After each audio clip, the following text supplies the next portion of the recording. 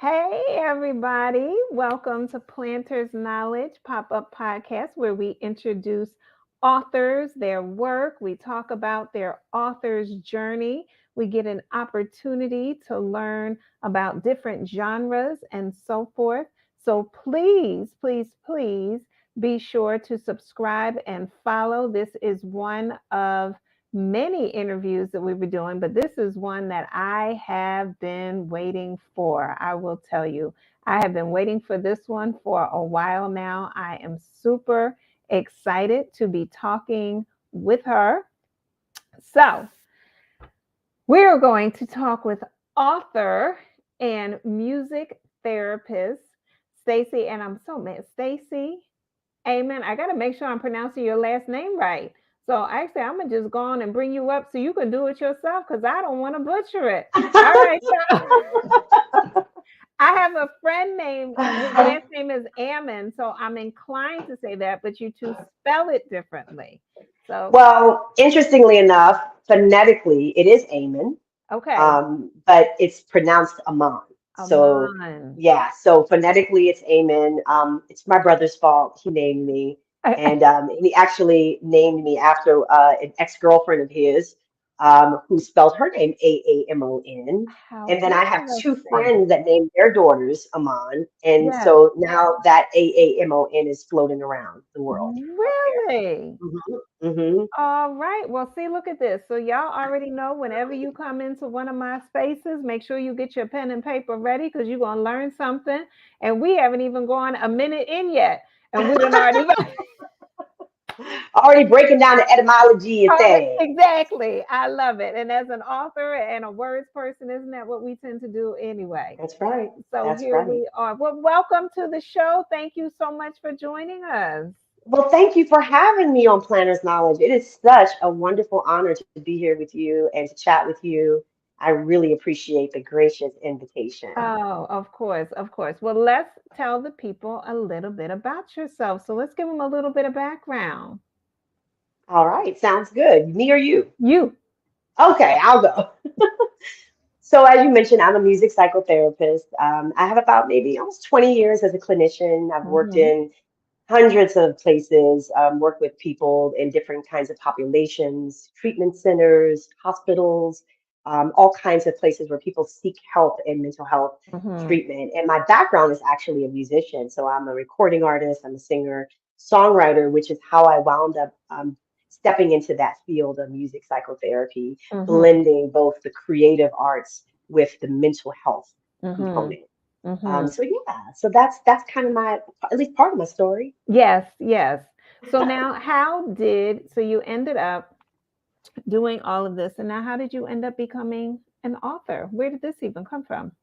Well, it's interesting because I've always written. Of course, I was one of those kids that wrote in a diary, starting at 13. So I Hmm. kept a daily journal diary since I was 13, probably all the way up through my 30s. Okay.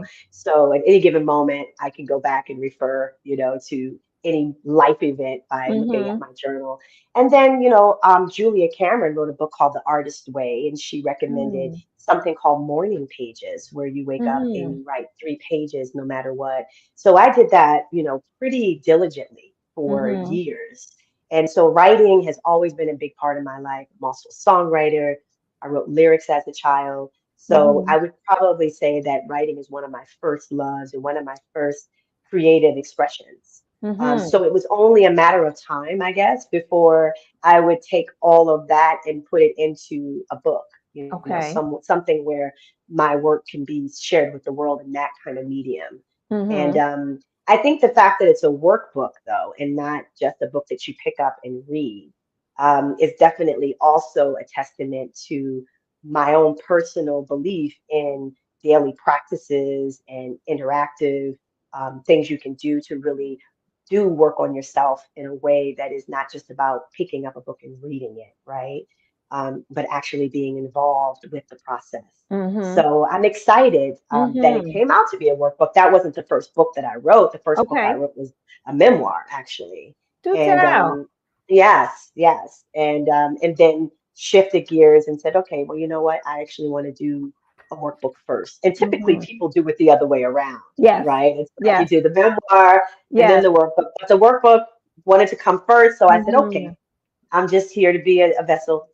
Yeah, you know what? I'm so glad that you said that because, in my adventures of Froggy T and Bunny, a hip hop tale, these little babies here, Yes. as Froggy Tea. I wrote those, I thought certain ones would come out first.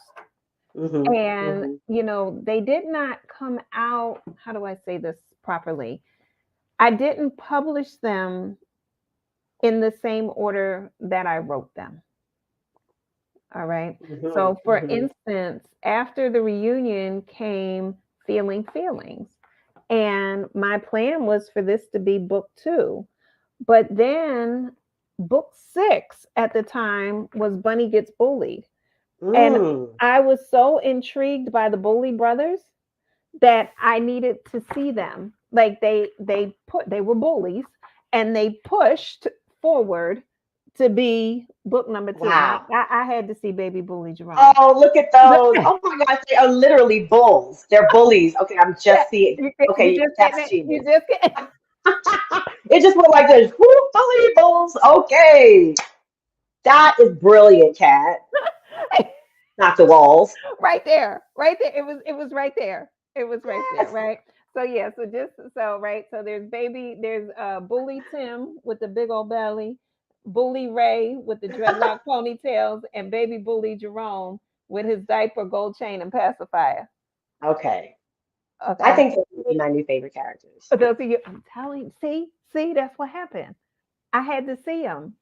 You had to see them. And Oh that's how it works, right? The characters, the stories, they oftentimes have a life of their own. yes. So the Hmm. memoir pushed forward. The memoir Mm. wanted the world to know its existence. Yes. Hmm. Well, it's interesting. I took a nice road trip to Sedona. That's where I am now, doing some Hmm. work, doing some creative work. And I listened to Rick Rubin's memoir, his book on creativity on the Hmm. way here. And one of the things that he said is that creativity basically is the process of catching an idea, and that an idea is there, and Wait a that minute, if wait a you minute, wait don't a minute, catch wait, it, wait, wait, wait, wait, wait, wait, wait. I need people to catch that. I need them to get their pens and their papers. So now give it I'm to going us to again. paraphrase. I know we're not saying it's a direct quote, but I'm going to paraphrase. give it to us again. So Rick Rubin says something to the effect that an idea is Mm-hmm. being born or waiting to be born. And it's the Mm-hmm. job of the artist to catch that idea and to Mm-hmm. bring it into form.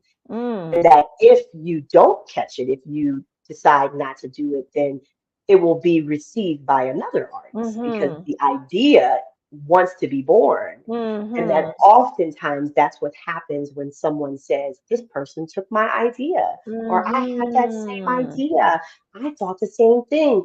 And so it's this kind of neutral, objective, very interesting perspective You that better these come on and teach. creative expressions have their own timeline and they just really want to be born. And our Mm-hmm. job as artists is to be available to catch it. Mm-hmm. So that your bullies, right? They Yes. they wanted to be born and they wanted Yes. to be seen in that moment. And thankfully you listened Yes. Yes. and you brought them forth. So Yeah. wonderful. No, just when you said that, I thought about Taj Weeks, who is a reggae artist from St. Lucia. And I had the opportunity to interview him years ago in Brooklyn, actually at BAM. So Oh, yeah, so he had done like an unplugged type thing there, and so after the show, I had a chance to sit with him and interview him. And one of the things that he said all the songs have already been written. Your vibration just has to be high enough to hear them. oh, yes, I know, yes. right? And I stopped him just like I stopped you. It was like that is something that we need to really sit with. And I know oftentimes people talk about vibes and raising your vibration, but it's real because things exist at different vibrational levels. As you talk about, you're in Sedona right now, right? That's a whole vibe in itself. Oh, yes, Mm-hmm. Mm-hmm. I love it. absolutely. I love it. Hmm. So tell the people a little bit. First of all, where can they even get your memoir? So the workbook, the Mhm. memoir is second. That's on its Second. way. That'll Yes, be yes. next. But the workbook will be launched in January. And so right now, the mailing list is the first to get all the information. So Okay. everybody could just go to wearemantra.com. Okay. And there's a little button right there. And, Mm-hmm. we can drop it in. I can drop it in the Yeah, I'm chat gonna or put, yep. okay. And so there will be a beautiful big launch. Newsletters will go out onto when you can Fantastic. go to Amazon and begin the pre-sale. And then Okay. for those people who want the digital version, that is already available. Okay. It But I'm is. kind of a print gal. Yeah, I like Okay. kind of have something in my hand. So Mm-hmm. if you want Mm-hmm. that workbook in your hand, Yes. then you can sign up at the at www.wearemantra.com, and there'll Okay. be a button right at the top where you can say learn. It says learn about the workbook, and you can Okay. go there and join the mailing list and be the first to know, as they say. Hmm. Now, what is your, so you ended up writing this book, and again, we're talking about like catching the idea. What was the journey of writing it like for you? Well, like most creative art that I create, it was from pain because for whatever reason, I'm not like unique in that way. I know Mm-hmm. that some of our great artists that we love, that I always admire, often create through pain as well. Mm-hmm. Thinking about Marvin Gaye, who would intentionally sabotage his relationships to Come write on. songs. So Mm.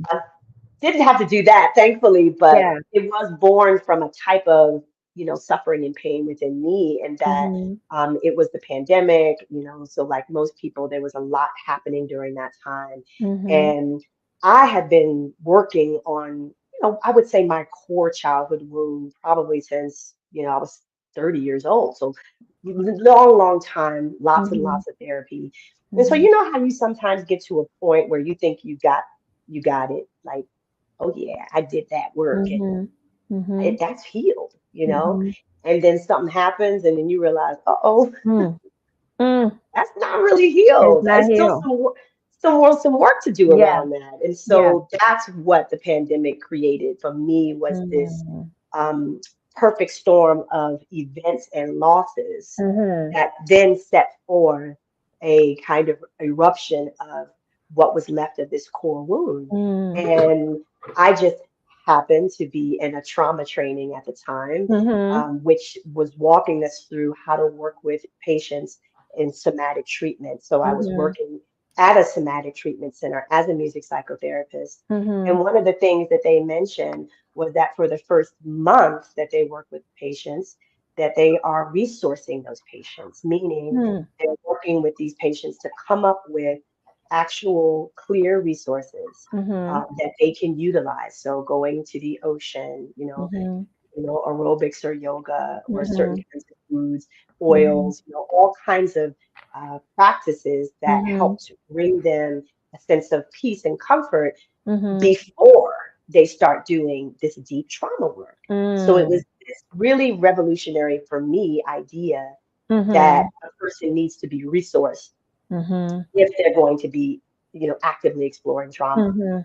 So Mhm. being as though I was in a full-blown trauma experience at the Wait. time, Yes. Yes. I said, well, maybe I can resource myself Okay. to stabilize myself. And so Uh-huh. that's what I began to do. I made a list, like a good Virgo, Yeah. of all the resources that I could, possibly imagine that ever brought me any kind of comfort and joy. Yes. So And I important. began to systematically work from that list, Mhm. eat 3 things a day, to then eventually 5 things a day. And what Mm. happened was over time, I Mhm. began to really become restored. Mhm. And it just so happens that it was really impactful because my Mhm. core wound had a lot to do with needing to reparent myself, needing Mhm. to even kind of refather myself, Mhm. and Mhm. really giving very intentionally these loving practices, these Yes. very specific practices that were curated to Mhm. my core needs. And Mhm. then, and that was really the difference between, let's just say, going to get my nails done, right? Mhm. Or going to Mhm. get a Mhm. massage. Mhm. Like these were real Mhm. practices. Mhm. So by the time I came out of it, I was completely Look at transformed on the that. other side. I had really finally gotten to that wound and began to understand it in a deep way Yes. by meeting it with what it was really asking for Yes. and what it kept asking for from people, from external circumstances. I was Mm-hmm. always unconsciously projecting my needs Yes. outwards. Yes. And then guess what would happen? They wouldn't get met. Mm-hmm. And then then it would You spiral go me into a into that tizzy. wound, Yes. right? Yes. So this was really the beginning of, okay, how do I take all of the things that I've learned as a clinician Mm-hmm. and really put it into a place and a space where people can Mm-hmm. actually begin to demystify Mm-hmm. what we call self-love. Mm.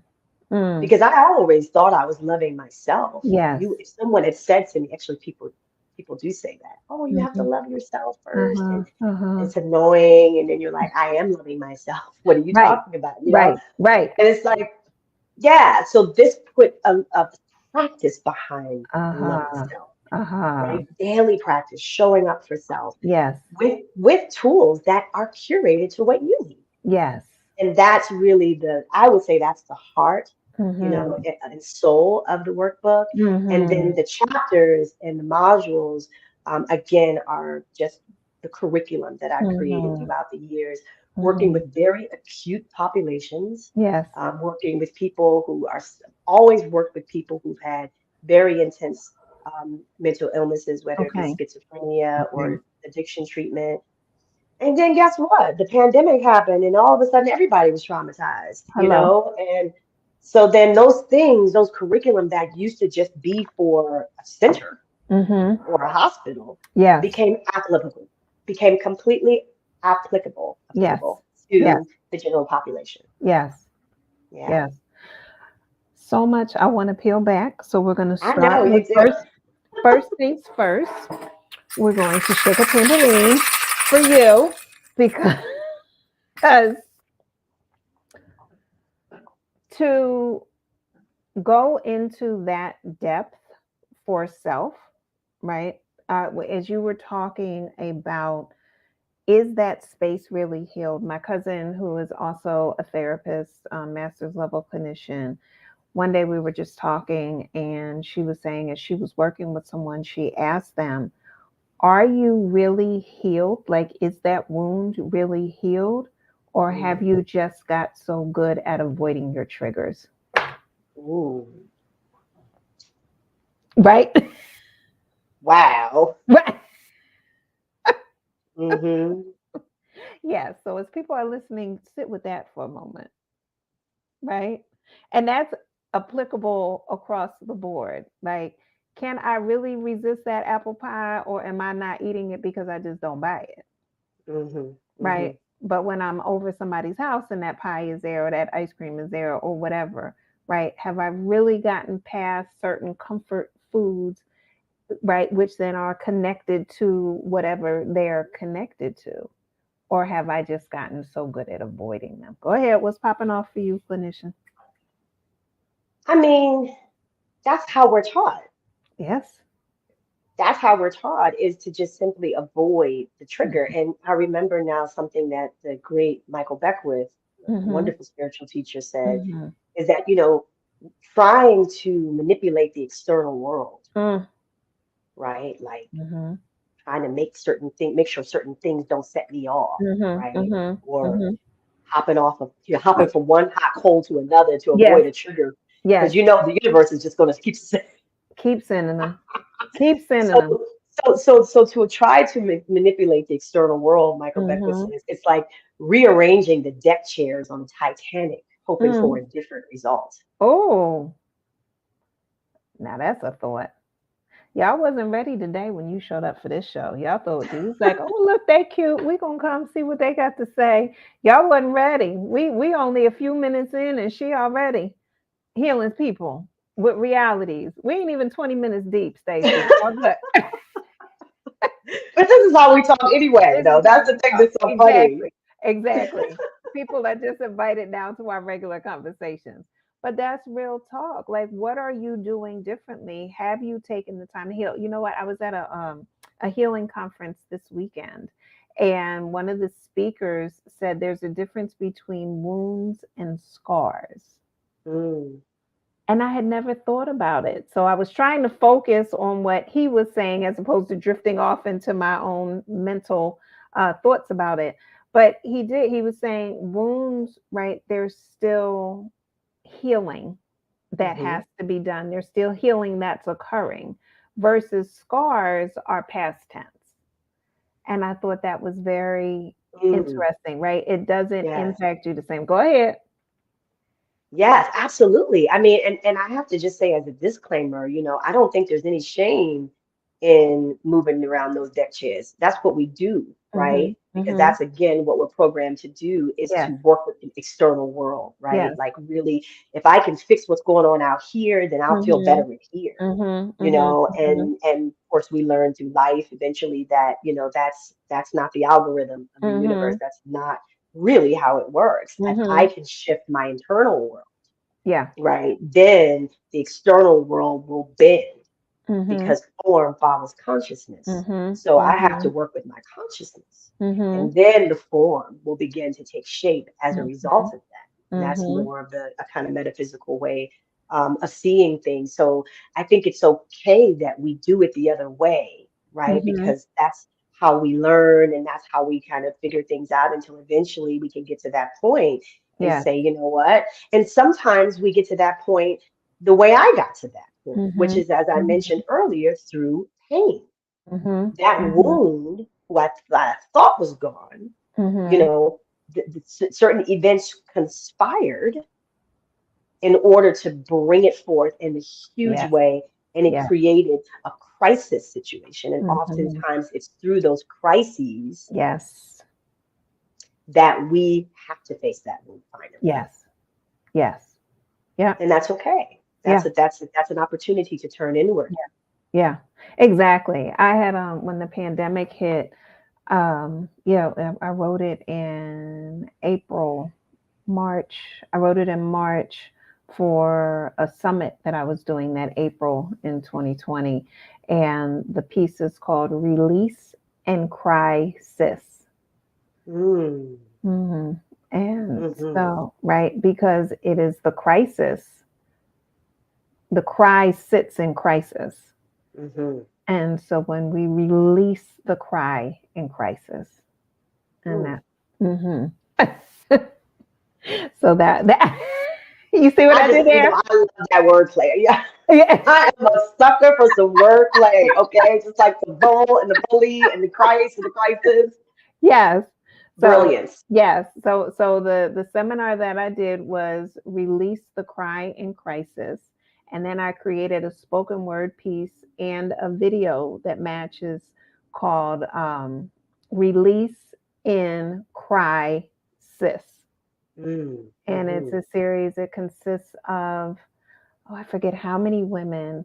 I forget how many women I had in the video, but it's about a 5 to 6 minute spoken word piece that I do, and it has women from over 13 different countries Wow. represented. All women of color. Oh, it sounds amazing. Yes, and it is. It's a very powerful piece. So, but we're here to talk about your work today, madam. Well, I want to see that. I'm You want to intrigued. look? Okay, no problem. Yes. I'll pull it up. We can show. We can dissect it, and you know it'll be interesting. So let's just tell a little bit of people about music therapy, and I'll hmm pull together the other piece while you're explaining what that is. So as I mentioned, again, most things with me come through pain. Mhm. So as a recording artist, I had my first record deal at 16. So very, very young age was kind of, you know, in the music business full on and, Mhm. experienced a lot of creative injury as a result of that experience in the music Mhm. business because my identity was so wrapped up in that one outcome of being, on Mm. stage and being famous and being this Mhm. star because I just did not and could not see any other, possibility for Any other myself. path? So Mhm. music therapy came at a time when I was in a lot of darkness about who I am and my purpose and, very, very confused as terms of how it would be moving forward in life, Mhm. you know. Mhm. And it just sounded like something I needed, honestly. You know, it was Mhm. like music and therapy together sounds like healing. A win-win. And I need some healing in my life, particularly around music, because it had broken my heart, you know, as far Mhm. as, I was only in Mhm. my early 20s and by the time I got into this program. And so thankfully I did find a wonderful master's program at NYU that really focused more on healing us, the students, Mhm. because we were all coming in with some version of something as young creative artists that um, probably planned careers in the music business, and for whatever Mhm. reason it hadn't worked out. And so that was a big part of what I would say the beginning of my healing journey was going Mhm. into that program. And there's so many different kinds of music therapy. They have music therapy that really focuses on children, and there's a lot of research around the music therapy with kids with Mhm. autism and Mhm. Mhm. developmental delays. And I was always kind of drawn to work with teens because of my hip hop background. Okay. I was a rapper. My first record deal at Come 16 was on, as a rapper. y'all. Come on. So I had this really rich hip hop foundation that I wanted Mhm. to, utilize to communicate with and, validate actually, Mhm. at-risk youth. So I had an opportunity to do that as well as work with adults, and again in very, very different, treatment centers around the country and around the Mhm. world. Mhm. And quite simply, I mean, music is the way that we communicate in many ways already, and Yes. music is the great emotional regulator. Mhm. So using music in a clinical setting, it's Yes. pretty intuitive when Yes. you think about it, Yeah. right? To be Yeah. able to communicate with a person who is not or is having difficulty getting in touch with their story, do a Mhm. song lyric So analysis, true. right? What's a song that reminds you of your mother? Yes. Just that question and the Yes. song that pops up can Yes. tell us so much about what that Mhm. person's relationship is, Mhm. with their mother. And then we can do things like songwriting where we can actually re-script traumatic stories. Yeah.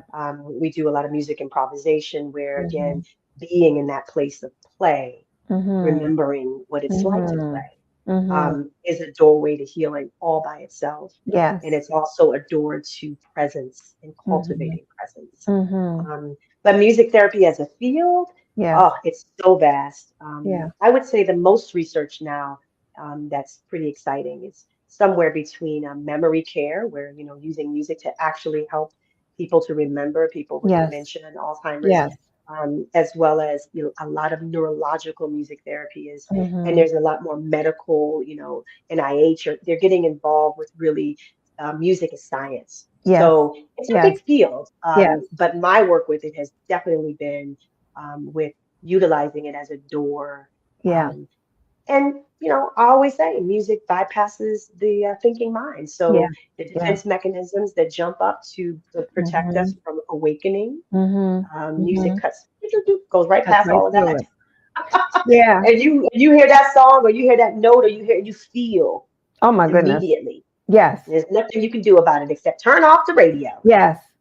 Yes. You know what? It's so funny. I'm thinking as if I need another podcast to do, but I'm thinking I'm going to have another one, and I'm thinking we're going to do it together, and it's going to be the Yes, I don't even know and what it's about. look, Yes. look, as soon as I tell you, you're gonna be like, and I know people are like, tell us. No, y'all gonna have to wait. We're gonna talk about it behind the scenes first. But I had started it as something that I was going to do on social media. But I think doing it with you, number one, it'll be so much fun. And number Hmm. two, because you do have that music background, because you've been a recording artist, and because you are a music therapist, it's going to take on a whole nother feeling and a Ooh, whole nother healing opportunity. Oh, I'm super excited yes. now. Oh my Yes, gosh, I'm yes. excited too. But Do tell. Oh, we can't talk about it now. It's we're gonna have not to gonna be talk about it. like, It's gonna be okay, off. okay, We're okay. gonna we're gonna So do it that's off. off Yeah, camera, we're gonna do it backstage. off air.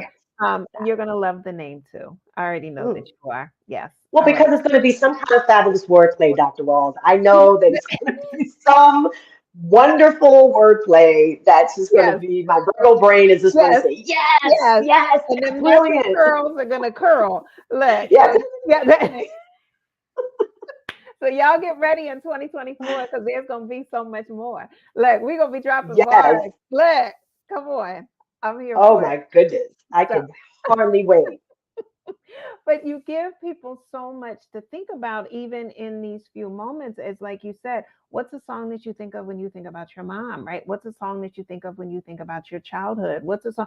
Like you can ask that question with different phases of your life, and different Hmm. pieces will pop up. I will tell you, I know he's going to be shaking his head when he sees this. But my darling dear husband last night was asleep, and we were watching The Voice, and Earth, Wind, and Fire came on. Oh. And this man proceeded to wake up singing. And I was laughing so hard. I was like, of all times, I don't have my camera ready to capture this moment.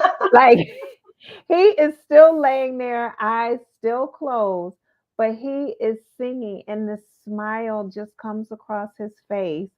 And Oh. then he gradually is waking up to the song and to the singing. And just what a beautiful moment, right, to Hmm. capture and to see. And it's like, to your point, this is what music does and can do. Yes. The power of music. What was the Mhm. song? Do you remember the Earth, Wind, and I'm Fire? trying to I really remember. want I to be in think it that was moment. "Do You Remember?" Oh yeah. Right? Wake up like, hey, I remember. Exactly, exactly, exactly. And his little feet were popping, and it was just like, oh, he is really in it right now. But yeah, the power and importance. And so for you to create a workbook for people to work through things is so Hmm. important. And this is why, my first book, The Greatest Soul Journey, my second book, Live by the Spirit, they're workbook style journals. These are very important journals. And in the reality of the mental health crisis and awareness that we are currently in, while people are waiting to get service, for those who are on a wait list, for those Hmm. who are still deciding whether or not they actually want to work with someone during this part of their journey. Because as I explain to Yes, people, yes. right, therapy is not a forever thing. Eventually, Hmm. you will phase out. The ultimate goal is for you to be able to move past working with the therapist. You're getting the necessary resources that you need, the strength that you need, the validation that you need. But eventually, as I tell people, I'm always working myself out of a job. Right? I'm Mm. always working myself out of clients. Always. That's the goal. I love to see you go, because that means you are healed enough to move forward. Go ahead. What you That's thinking? right. Well, it just reminds me of this wonderful shaman that I work with who's from Peru. And he Mhm. said basically that in Peru, the point is to get you on your way. Yeah. So you typically have three sessions Yeah. and that's it. Yeah. Like we I love in it. the West, we make a business, just in general, not me and Mhm. you, but in the West, there's a business made. Mhm. And particularly a lot of the treatment centers that I work at, where it's about census, Yeah. right? Yeah. Yeah. Having people Yeah. there, Yeah. right? Yeah. Because it's a business. Yeah. So there's a business model built around keeping people in treatment. Mm. That's Mm. not necessarily in alignment with maybe what, the way Yeah. healing really Hello. happens or the Right. way we can encourage others to heal, Yeah. right? Yeah. So I love that you said that. And I think Mhm. that it's good for people to hear Mhm. because there are still a lot of misconceptions about what therapy A lot. is. A lot. And there are a lot of people running around who are therapists who are unhealed therapists Mhm. as well, Mhm. Mhm. and who may also perpetuate some of those myths. And also, people may have bad experiences with Yeah. some of those unhealed Yeah. practitioners. Yeah. And then it turns people off from therapy, True. altogether, which Yeah. is, so I think as much as we can communicate and provide resources. Mhm. Um, Mhm. and as you mentioned before, people are on wait lists. And so there's this realization now that there aren't enough clinicians, Mm-mm. right, Mhm. to be able to work with people. And Mhm. I remember burning out Mhm. in 2018 because I Mhm. had, 10 therapy groups going at, Mm. a week, which doesn't sound like a lot, but when you're working with 20, 15 to 20 people in each Yes. group in drug Yes. treatment centers, consistently with no PTO because Yes. you're a Yes. contractual worker. And I remember I talked to this woman who said to me, she said, Oh yeah, therapists, you're supposed to stop working after 7 years. Oh, I never heard that one. I never heard that either, but she said that there was evidently she was a consultant, an Okay. education consultant, and she said that there was some kind of like cutoff time for clinical work Oh, because of the burnout. wow. And I don't know where she got that number from, but it just made me think like I Mhm. never even considered that there could be a cutoff point, Right, right.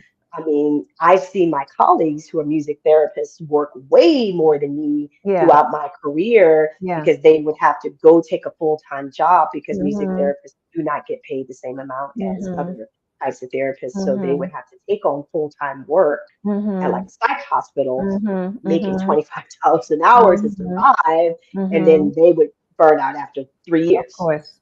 two Yeah, years maybe, yeah, you yeah. know. Very So intense. so yeah, it's more is needed on many, many different fronts. Yeah. But in terms of being able to for people to have resources, that's Mhm. really, really key.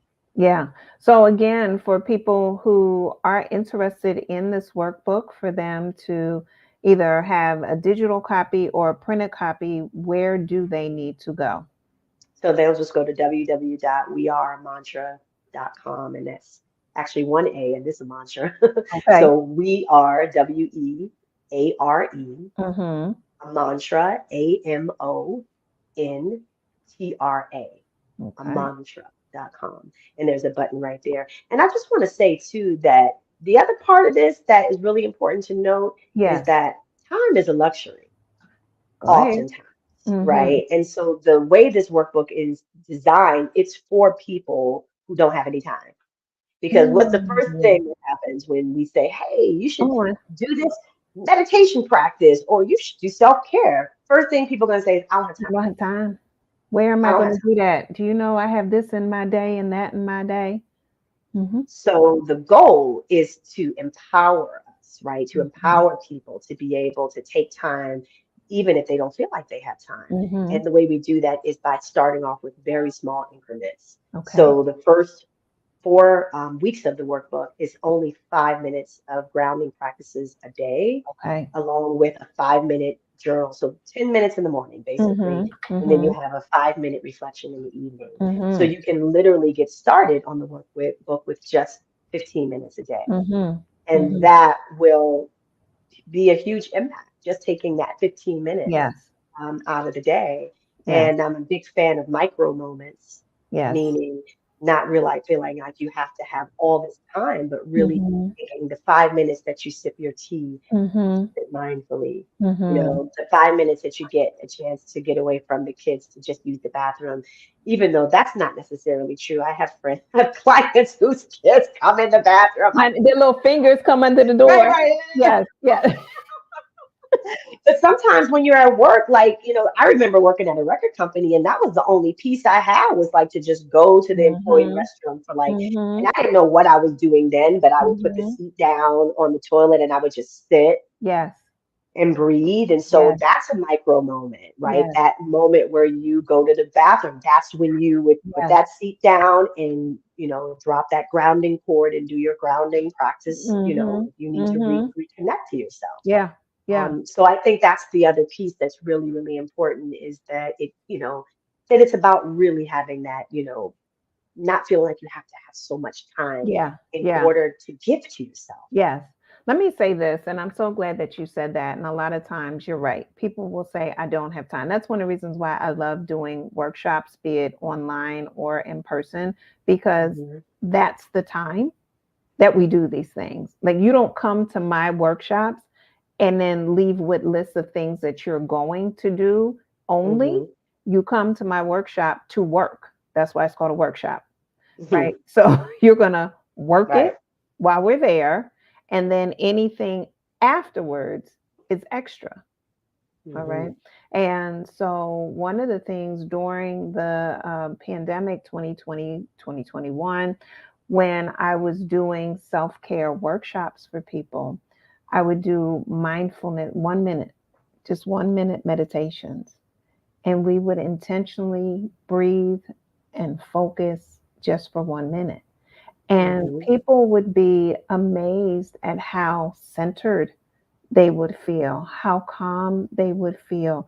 And it was literally just 1 minute. And I was like, all right, we did this 1 minute. It was usually like lunchtime. I said, now you have 1 minute in the morning that you can do.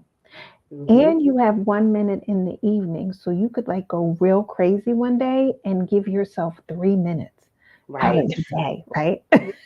Mm-hmm. And I mean, if we just do the math, right, there's 60 minutes in an hour, there's 24 hours. 60 times 24 is 1,440 minutes. Mm. You can give yourself, you can give 1,437 minutes to Mm. somebody else. And Mm-hmm. all of a sudden, when you hear those numbers, it's like you spending 1,437 minutes with somebody else, and you telling me you can't give yourself three, Mm. Mm. right? In your case, five. Mm-hmm. So you can give 1,435 minutes away. I Wow. think you can give yourself 5 minutes a day. Ooh. Well, when you put it like that, mm-hmm. Right? And just refueling yourself that little bit takes you so much further Mm-hmm. mentally, emotionally, relationship wise. It doesn't take, our body is so amazing and our spirit is infinite. It doesn't take that much to one, reconnect with self and to energize self. Absolutely. And there's so much deprogramming that has Go to ahead. happen Mm-hmm. because I feel like there's a program that runs, Mm-hmm. that basically tells us the opposite, Yes. right? Like Yes. to give to self is selfish. I Yes. have to put other people in front, Mm-hmm. and this is for men and women, but definitely women, where that Mm-hmm. message has been also kind of handed down through the maternal Mm-hmm. line, Mm-hmm. where, and then you take it another step further and say, well, as Black women, right, it's definitely been passed because oftentimes we had to be the ones to take care of the family and take care of our men and That's all of right. that. There's nothing wrong with that. Everybody. Nothing wrong with that. We Mm-hmm. just need to, what do they say, put the horse before the cart? Right. Right. Old time Right. saying Yes. that, the program is that I have to give you all of myself in Mm-hmm. self-sacrifice in Mm-hmm. order to love you, Mm-hmm. right? Mm-hmm. Versus if I'm full already, if I give to myself first, then I actually have more to give. I Yes. actually have an abundance of creativity. I Yes. have all of this, which is why only 1 minute, Mm-hmm. that's how long it takes to just be able to get that charge, to Yes. just, and we're just not taught that again. So I have so much compassion Mm-hmm. for all of humanity as Mm-hmm. we really embark Mm-hmm. upon deprogramming these Mm-hmm. unconscious beliefs Mm-hmm. around what it means to be productive, Mm-hmm. what does Come it on. mean to be creative, Mm-hmm. and what does it mean to love? Yeah. Because Yeah. I'm still like, even like I'll be saying, I wrote the book on it. I had a real time situation here where I said, okay, I had a good idea. I said, okay, I'm going to go to Sedona and I'm going to go to Sedona to do a creative project. Okay. Great, great. But I said, this is me, this is real time, transparent, 100%. I'm going to put the fun stuff at the end of the trip. I'm going Uh-huh. to go to my bookstore that I like. I'm going to go Mm-hmm. maybe get some Reiki. I'm going to, Mm-hmm. and so I did my first day yesterday and it was Uh-huh. highly productive. And at Uh-huh. the end of the day, I almost like, I wanted to fall over. Uh-huh. And I was like, wait a Mm-hmm. minute, you did this totally backwards, boo. Backwards.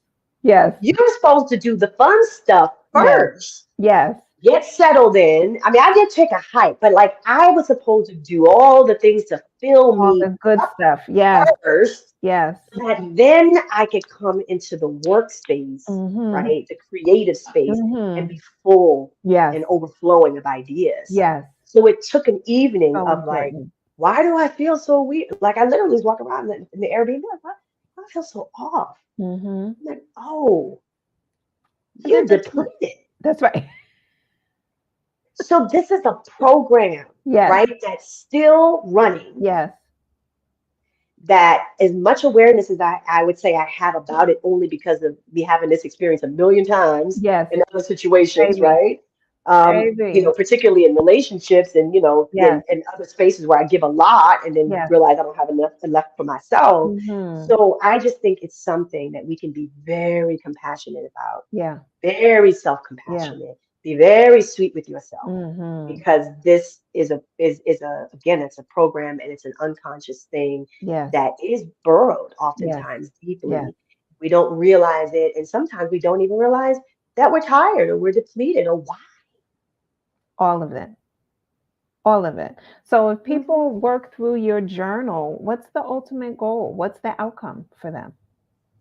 Well, there's a very big, bold, grandiose subtitle of this Uh-huh. workbook, Yes. called The Journey to Be, well, 12-week journey to becoming the God of your own heart. And Oh, that's a very grandiose subtitle. The first time yes. I heard that subtitle was actually at a school I go to called True Insight, which is a Uh-huh. wonderful school ran by a woman named Carrie Brooks, and she does incredible intuitive meditation trainings, Okay.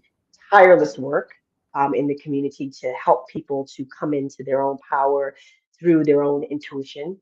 Mm-hmm. And so when I co-opted that title from hearing her say it and hear it kind of floating around the school, it just reminded me of a dream that I had a long time ago, Hmm. which was to really understand and know what true sovereignty is, Mm-hmm. right? Mm-hmm. True agency. So to be the God of my own heart means that I am an authority of my own life, Mm. that I actually am able to own and claim and own Mm-hmm. my space, my Mm-hmm. electromagnetic field. Mm. I'm able to set boundaries lovingly to protect that Mm-hmm. field, knowing that it Mm. benefits myself and others as well. Yes. Yes. And that I'm able to give my gifts and talents with joy and free of depletion.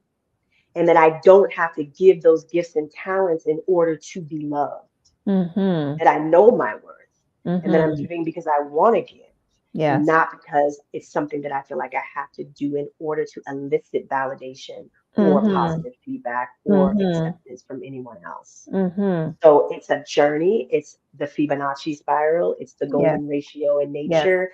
It's the continual unfolding, becoming Mm-hmm. more and more of myself Yeah. each day, Yeah. right? But that intention that it's about coming into that divine Yeah. sovereignty, or Yeah. knowing who I am, and that all things come from that space of being Mm-hmm. centered in that Mm-hmm. truth and that knowing, like Mm-hmm. they say, to thine own self be true, Yes. right? Yes. Not from the selfish place, but knowing that that self knowledge will then benefit, it will inform everything. It Exactly. informs my work in the world, it informs my service, it informs how I love, how I give, Yes. you know. Yes. So that's the goal, is to to have an awakening, to remember yourself, Yeah. remember your divinity, Yeah. Yeah. and to remember you don't have to do anything to be loved. I love it. I love it. It reminds me of my first the opening sentence of The Greatest Soul Journey. Mm, And the opening sentence is humanity is the starting point on the way to divinity. mm. That's the first Yes, line.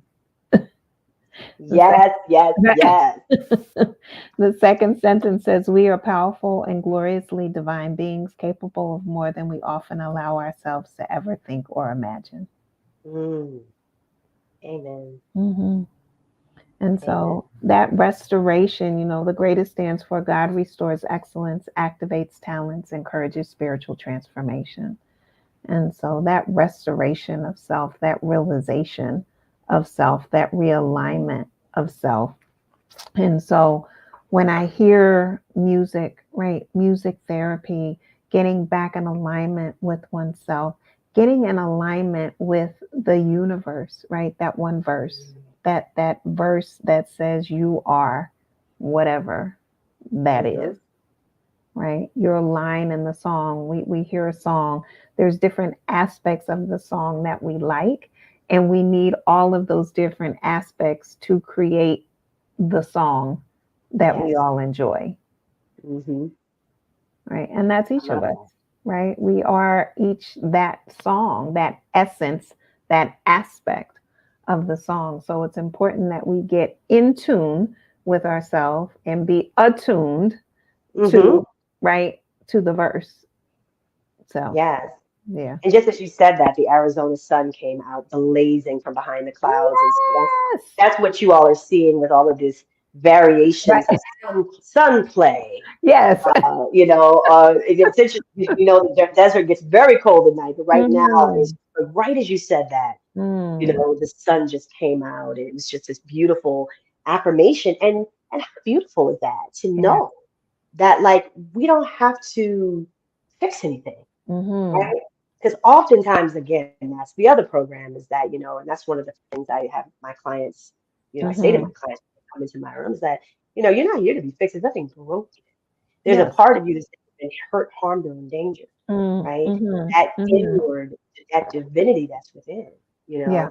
and that our job is to simply uncover, to Mm-hmm. allow the layers that are covering up that truth of that Mm-hmm. divinity.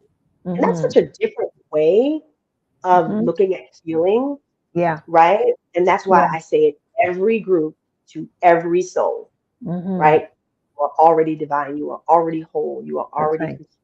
That's right. Our goal with this music therapy group or with this mindfulness group, whichever one I'm facilitating, Mm-hmm. is to get back to the truth, right? To Yeah. remember.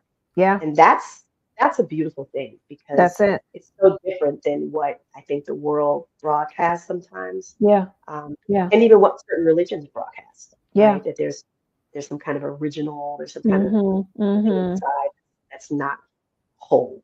Yeah. Yeah. As you were saying it makes me think about in chapter one, again, from the greatest soul journey, I talk about, and I wrote this book in 2009. This is the one, right, that I wrote in Oh, Brazil. This is the one that I wrote in Brazil in oh, 2009. Yes, in Sao Paulo. So divinely inspired.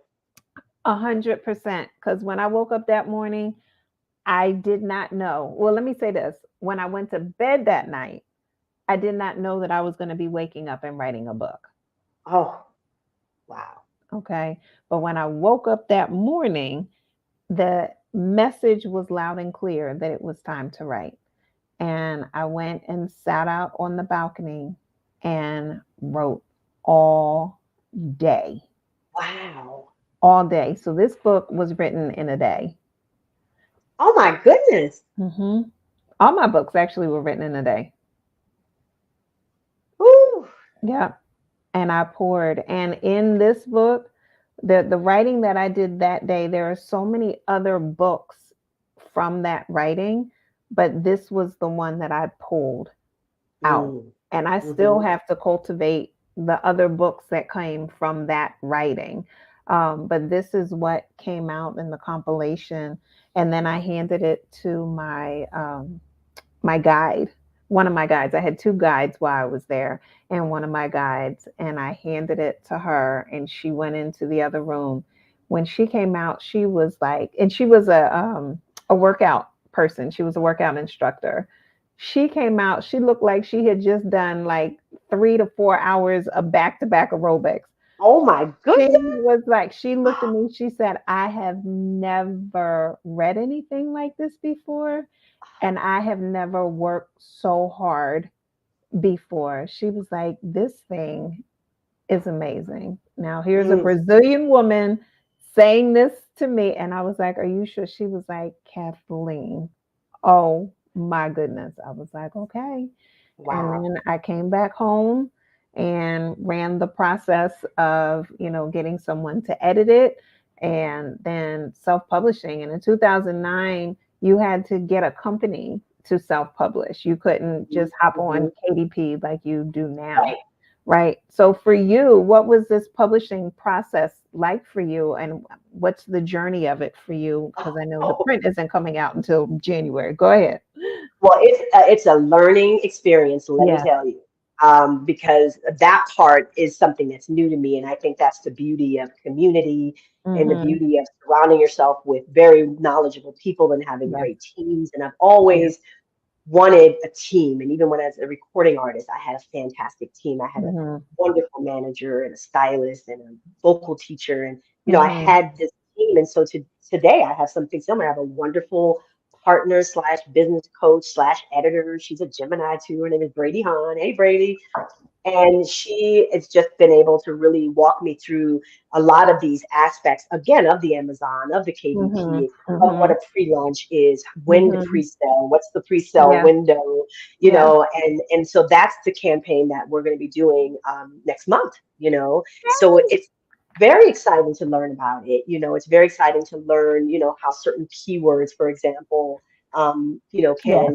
impact who gets the book and how Amazon's Mm-hmm. algorithm kind of Mm-hmm. works. And Mm-hmm. and so there's that's one way of doing it, Yeah. and then I'm still open, particularly with the memoir and with other preacher books, to maybe go along some more, traditional publishing Traditional. routes. Mm-hmm. Mm-hmm. I've got a chapter coming out in a Penguin anthology, which Okay. should be a really great door. A woman named Renee Fleming, who is a world famous opera singer. She's my mentor. She's wonderful, and she commissioned me to write a chapter in her music anthology book about music and healing. Nice. And that's Penguin. So it's interesting to be a contributor, for these big publishing houses. But Mm-hmm. either way, I'm very, very grateful to do this for the workbook in this way Yes. because I love learning. Yes. And it's been a huge, huge learning curve. And just like with the music business, I think Yeah. it's important to approach it with as much non-attachment as Mm-hmm. possible. Like I'm not attached to, having certain titles like best selling. I mean, if that happens, Mm-hmm. great. But Mm-hmm. I've already been through a business of music where there Okay. was so Yeah. much emphasis Yeah. Yeah. on record sales and hit records and Yes. all of that Yes. I think it's for me it's healthier to just be in the process and be in the joy Mm-hmm. and not be so overly attached to the Yeah. outcome. Doesn't mean I don't want those Yeah. things, but Yeah. it's not. There's not going to be this attachment to Mm-hmm. Mm-hmm. that being a measure of success. For Yeah. me, the success is getting all of the ideas from this brain Come on. into one Come place, on. Yes. or not all of them, but a big, huge, and then Yes. having a business partner who could edit it and curate Yes. it, Yes. like that for me. And I know you can relate to That is this. I wrote success. a book in a day, Yeah. so that means you got ideas probably coming out your ears, So it's something powerful to Yes. take again, going back to what Rick Rubin said, to take Yes. that idea Come on. and anchor it Yes. into physical form. Yes. That for me is the joy. That's the success. Yes. That's the fulfillment. Yes. It's the expression. I Mm. live for creative expression. Mm. It's my birthright. It's my vitality. Come It's on. me shining through. So that's the part I like to focus on. Mm-hmm. Whether I can make it I can monetize it. Yeah, that'd be great. Uh-huh. Of course, it's nice to have that. Yeah. Um, but I think can be debilitating to attach to that particular outcome. For me Yeah. as a creative, I've learned Yeah. And so, right, to know thyself, right? Each person is different, motivation is different. But I love this idea, and I know I'm going to sit with it of the catching. There's a phrase that I used to use called catch and carry, that. right? And that's what this reminds me of. It's that catching that idea and right, and then carrying it. For me, right, football player, it's that catch and carry it across the end zone, right, to get the Yes. touchdown, right? What's the win for you? And there Mhm. may be multiple wins. And this idea of success, of being able to move it from thought form to physical form, is definitely a success. I know for me, when I wrote The Greatest Soul Journey, and everybody was like, "Oh my goodness, you're an author," and I was like, "I'm not an author until I sell a book." And they Mm. were like, "What?" And I said, "I've written papers for decades at this point. As long as it sits on my computer, it's just another paper." So I've Mm. written papers. At this point, I had written a dissertation. So it was like, it's just a paper. But the Mhm. moment somebody said, "How much is your book?" and they actually bought it, I was like, "I'm an author." Yes. Right. And then to hear people's response to it today, I had the opportunity to read The Adventures of Froggy T and Bunny, Froggy Foo and Mungu, to a martial artist. Oh. Yes. And so to hear his response to it was incredible. I was just like, this is it, right? This is a piece of the success. And Mm-hmm. so to your point, not being, and each person is different, right? But for me, understanding that there are different points of success along this journey. Yes. So, right, to write it, to get it out of here, to then work through the creative process because of it being a picture book, there's that creative process that happens. And then marketing and those different pieces. So there's all of these different pieces of this process, which helped me learn more about me. And that's really the Yes. success, right? Absolutely. Absolutely. And I love how you said that because, again, going back to the programs, right? Mhm, That's mhm. one of those programs that's been, really, really challenging over the years for me to deprogram, from being, again, so fixated on, music business, Yes. so success and what that is. I mean, again, Mhm, stories and the unconscious beliefs can really mhm, distort that for many of mhm, us.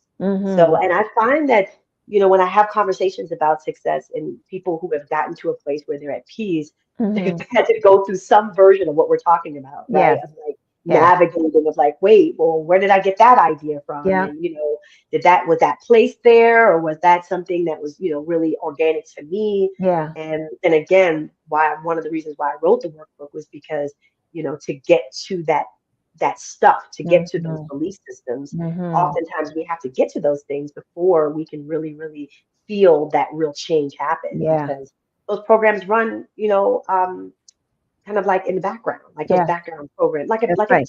like the apps, right? It's You the just got an truth. app running in the background. You That's don't even right. know. And I remember the Draining the first time battery. someone showed me how to do that, where you could just do Yes, the thing and just go like that. yes, yes, You're like, yes. oh, I didn't know that was running in the Got it. background. Yes, That's that's right. how those unconscious programs run Come on. in the background. That's right. That's right. Hmm. Well, we have hit our magic hour.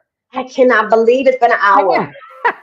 But you and I talk for hours anyway. we did So it one right. Right. hour is like, Yes. yeah. It's nothing. It's nothing. So tell the people again where they can purchase this digital download now, where they need to follow you as far as updates are concerned, and even if they want to hear some of your music from the past, where they can get some of that too.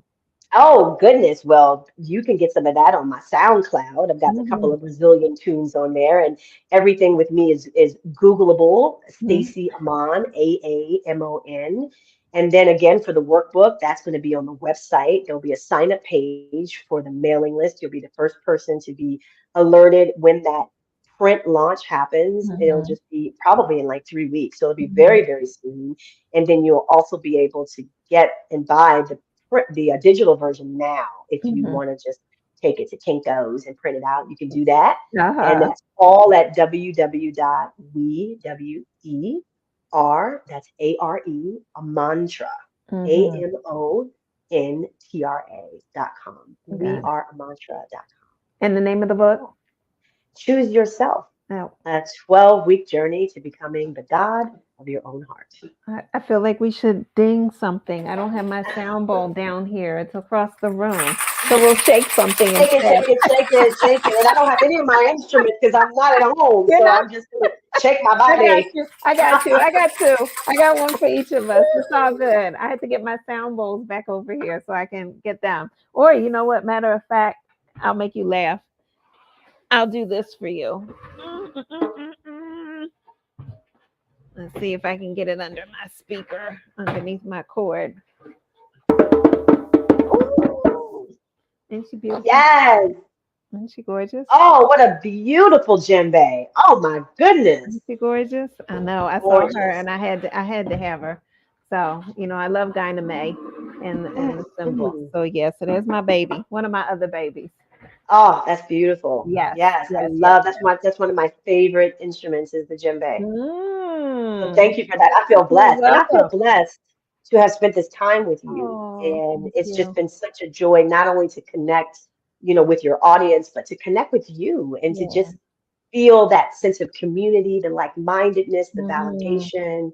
you are a gift to the world and you're a Oh, gift to me in my life. So thank thank you for you. this. Oh, you're welcome. Thank you. All right, you hang on. We're going to talk about our upcoming project, y'all, for 2024. I'm super excited about that. You will see her again because when you have this book launch, we will definitely have you back on, but y'all gonna see her again Ooh. anyway because we're gonna be doing this other project. So be sure to subscribe to Ask Dr. Walls 525. Tomorrow will be probably potentially the last show for the year, but don't be surprised if there's a pop up. Tomorrow, Edmund and I will be doing Stronger Together. So we'll be talking about relationship stuff. So make sure y'all join us for that. And like I said, I'll probably do maybe one or two pop ups next week. So don't be surprised. So make sure you subscribe. If you are celebrating any of the holidays, happy holidays, Merry Christmas. And there may be other holidays that I'm not aware of. So, y'all can teach me, leave some comments. Be sure to share this video with others and hit the replay. And until we meet again, as always, God bless and continue to live your greatest life. See you soon. Bye.